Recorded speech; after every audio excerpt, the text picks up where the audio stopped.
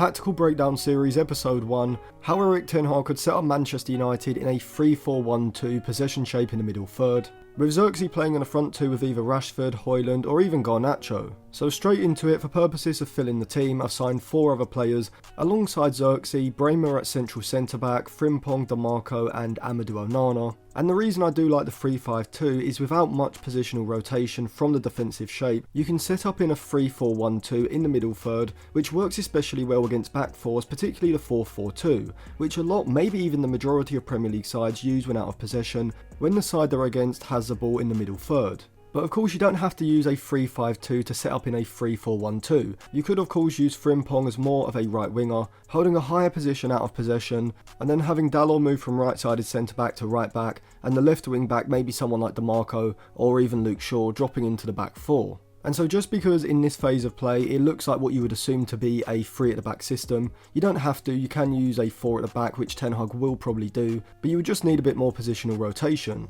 But why this 3-4-1-2 possession shape in the middle third? Well, it's because it allows you to use a narrow front three, but rather than having the central forward as the highest point, with 2 players behind sitting in the half space, you can start with the 2 centre forwards, Zirkzee and Rashford in this example, sitting high between the centre backs and full backs, which with the right positioning and movement from the front 2, can work to pin the entire back 4 backwards, rather than doing it with 3 players in a front 3, which is what we see from the likes of Postecoglou, Pep, Arteta and Ten Hag at the moment. But it also allows you to gain an overload in wide areas. But before I come on to that, if you want to pick up any Euro 2024 or new season jerseys, head over to Jersey FIFA, where they've also got club and international retro jerseys as well. Use code Atlantis for a discount. A link will be in my Instagram bio, which I will leave linked in the description. So the 2 wing-backs hold deeper positions on the flanks, as if they were to sit higher up the flank. When the right-sided centre-back on that side receives the ball, the only real option for the forward on that side is to make a run in behind the full-back,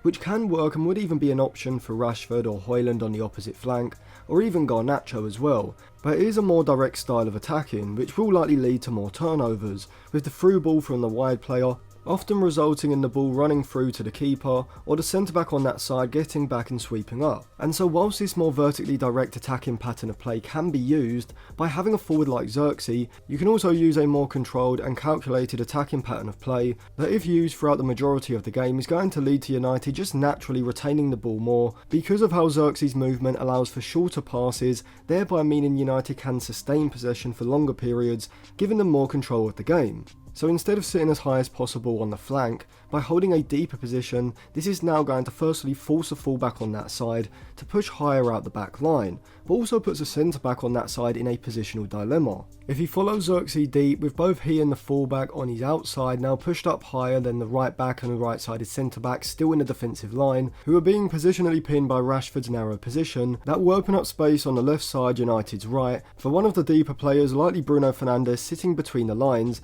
to make a run ahead of Zirkzee's deeper movement and look to receive a long pass in behind from either Onana or Dalot. However, if the left-sided centre-back does what I would anticipate the majority of Premier League centre-backs would do, which is hold their position in the back line, this makes Zirkzee a free man, and gives United a 4 versus 3 on that right side, and a natural overload which can be exploited. But from here, this is where you need runners from deep in order to take advantage of Zirkzee's deeper movement, and the best way of doing this is by having Frimpong as a player who's going to be looking to play a pass and then make a run from deep, trying to get in behind his fullback close to the touchline, as well as one of Amadou Onana or Dalot from deep making the run, with the other one dropping into or holding a position in the back 3 in order to keep the rest defence structure in case of a turnover. And if you just think about it logically, yes, some of the time the opposition's wide midfielder and central midfielder on that side are going to be able to track the run ahead into the space between the fullback and centre-back behind them, but a lot of the time, maybe even the majority of the time throughout a match, Dalot or Onana are going to be able to run off their man and get goal side, opening up the opportunity for Zirkzee to be able to receive the ball